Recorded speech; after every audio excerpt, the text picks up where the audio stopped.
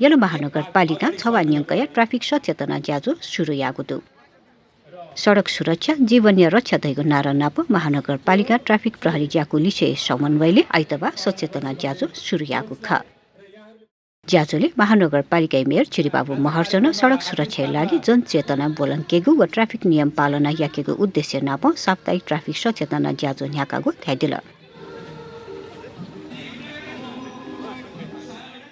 कुनै पनि कार्यक्रम गर्दै गर्दा मर्निङ सोज डे भन्छ, ज्ञानीले दिन देखाउँछ भन्छ।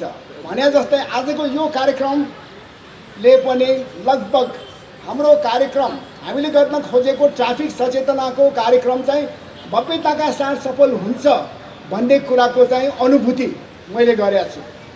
यसमा नेपाल सरकार ट्राफिकसँग सम्बन्धित स्टेक होल्डर्सहरू लगायत सम्पूर्ण भाइ बहिनीहरू, ललितपुर महानगरपालिकाको एकदमै हाम्रो स्मार्ट ट्राफिक अफिसर सीताराम हाछितु लगायत उहाँको मातहतमा रहनुभएका हाम्रा ललितपुर महानगरपालिकाका प्रहरी भाइ बहिनीहरू लगायत सबैको गरिमामय उपस्थितिले चाहिँ यो कार्यक्रम भव्यताका साथ सफल हुन्छ भन्नेमा कुनै अत्युक्ति नरहला।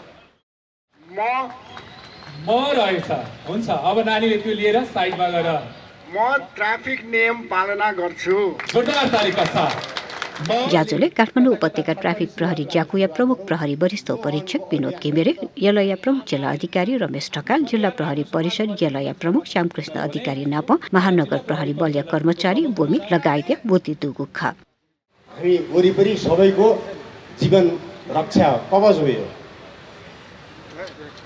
यही मान्यतालाई हामीले अगाडि बढाएर लग्यो भनेदेखि एउटा सुरक्षित समाज निर्माण हुन्छ।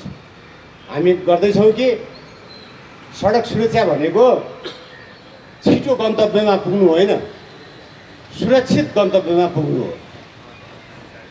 र अहिले यो काठमाडौँ उपत्यका प्रहरी कार्यालयको दुर्घटनाको अवस्था हुन्छ भने विगतको तुलनामा घटे तापनि मैले अहिले यही पौष महिनाको मात्रै तपाईँलाई तथ्याङ्क दिन्छु भनेदेखि पौष महिनामा मात्रै सडक दुर्घटनाबाट 20 जनाको मृत्यु भएको छ, मङ्सिरमा 17 जनाको छ। यो किसिमको रेसियोमा छ। र यो दुर्घटना चाहिँ दुई पाङ्ग्रे सवारी साधन चालक र त्यो पछाडि बस्ने र पैदल यात्रीहरू,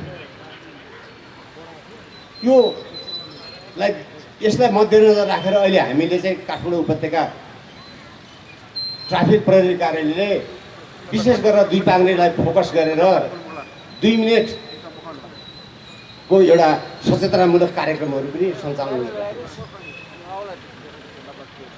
र यो तथ्याङ्क अझ मैले यो भन्छु कि हामी ट्राफिक नियमको पालना भन्छु, ट्राफिक नियम सबैलाई सचेतना भन्छु, ट्राफिक नियम सबैलाई थाहा छ, मात्रै यहाँ अभाव छ त्यसलाई लागू गर्ने, कार्यान्वयन गर्ने, हाम्रो व्यवहारमा चेन्ज ल्याउने त्यो हामीले गरेको छैन। त्यसै कारणले यो दुर्घटनाहरू निम्तिरहेको छ।